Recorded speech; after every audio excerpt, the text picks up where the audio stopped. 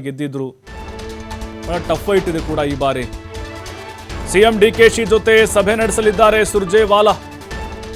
ನಂತರ ಎರಡೂ ಕ್ಷೇತ್ರಗಳ ಮುಖಂಡರ ಜೊತೆ ಮೀಟಿಂಗ್ ಮಾಡ್ತಾರೆ. ಕೆಪಿಸಿಸಿ ಕಚೇರಿಯಲ್ಲಿ ಈ ಮೀಟಿಂಗ್ ನಡೆಯುತ್ತೆ. ಇಂದು ಬೆಂಗಳೂರಿನಲ್ಲೇ ಸುರ್ಜೇವಾಲಾ ವಾಸ್ತವ್ಯವನ್ನ ಹೂಡಲಿದ್ದಾರೆ. ನಾಳೆ ನಾಯಕರೊಂದಿಗೆ ಮತ್ತೊಂದು ಸುತ್ತಿನ ಒಂದು ಸಭೆಯನ್ನು ನಡೆಸಲಿದ್ದಾರೆ.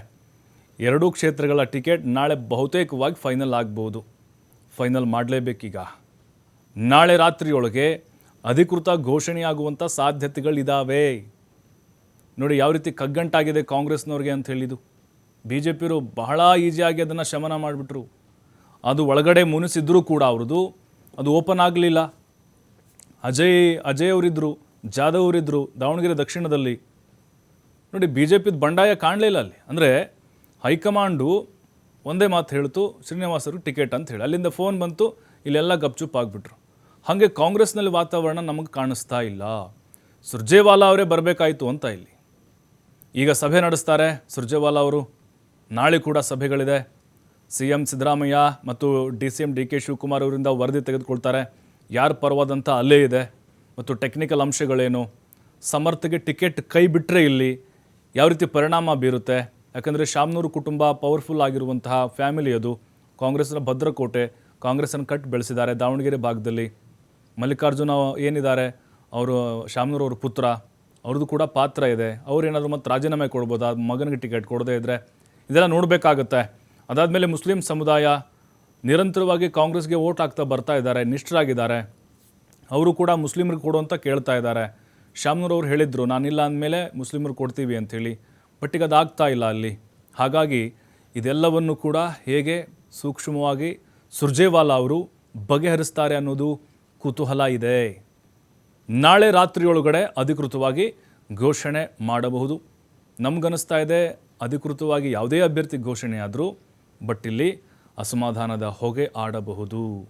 ಕಾಂಗ್ರೆಸ್ಗೆ ಸ್ವಲ್ಪ ಮಟ್ಟಿಗಾದರೂ ಕೂಡ ಇಲ್ಲಿ ಎಫೆಕ್ಟ್ ಬೀಳುವಂಥ ಸಾಧ್ಯತೆಗಳು ಕಾಣಿಸ್ತಾ ಇದೆ. ಕೆಲವೇ ಕ್ಷಣಗಳಲ್ಲಿ ಉಸ್ತುವಾರಿ ಸುರ್ಜೇವಾಲಾ ಸಭೆ ಮಾಡಲಿದ್ದಾರೆ. ತಾಜ್ ವೆಸ್ಟ್ ಎಂಡ್ ಹೋಟೆಲ್ಗೆ ಆಗಮಿಸಿದ್ದಾರೆ ಸಿಎಂ ಹಾಗೆ ಡಿಸಿಎಂ. ಅದರ ಜೊತೆಗೆ ದಾವಣಗೆರೆ ಬಾಗಲಕೋಟೆ ಟಿಕೆಟ್ ಬಗ್ಗೆ ಚರ್ಚೆ ಆಗುತ್ತೆ. ಇಲ್ಲಿ ಯಾರಿಗೆ ಟಿಕೆಟ್ ನೀಡಬೇಕು ಅನ್ನೋದ್ರ ಬಗ್ಗೆ ಗಂಭೀರವಾಗಿ ಚರ್ಚೆ ಆಗಲಿದೆ. ಈಗಾಗಲೇ ತಾಜ್ ವೆಸ್ಟ್ ಎಂಡ್ ಹೋಟೆಲ್ಗೆ ಬಂದಿದ್ದಾರೆ ಸಿಎಂ ಡಿಸಿಎಂ. ಸುರ್ಜೇವಾಲಾ ಕೂಡ ಆಲ್ರೆಡಿ ಇದ್ದಾರೆ. ಸಭೆ ಆಗುತ್ತೆ ಇವತ್ತು. ಫೈನಲ್ ಯಾರಿಗೆ ಟಿಕೆಟ್ ಅನೌನ್ಸ್ ಆಗುತ್ತೆ. ಕಾಂಗ್ರೆಸ್ನಿಂದ ಸಮರ್ಥ ಅಥವಾ ಮುಸ್ಲಿಂ ಅಭ್ಯರ್ಥಿನ, ಜಬ್ಬಾರ ಅಥವಾ ಬೇರೆಯವರ, ಯಾರಿಗೆ ಕೊಡಬಹುದು. ಇನ್ನು ಅಲ್ಲಿ ಬಾಗಲಕೋಟೆ ಅಂತ ಬಂದಾಗ ಬಾಯಕ್ಕ, ಉಮೇಶ, ಮಹಾದೇವಿ ಅಂದರೆ ಮೇಟಿಯವರ ಮಕ್ಕಳು 4 ಯಾರು ಕೊಡ್ತಾರೆ.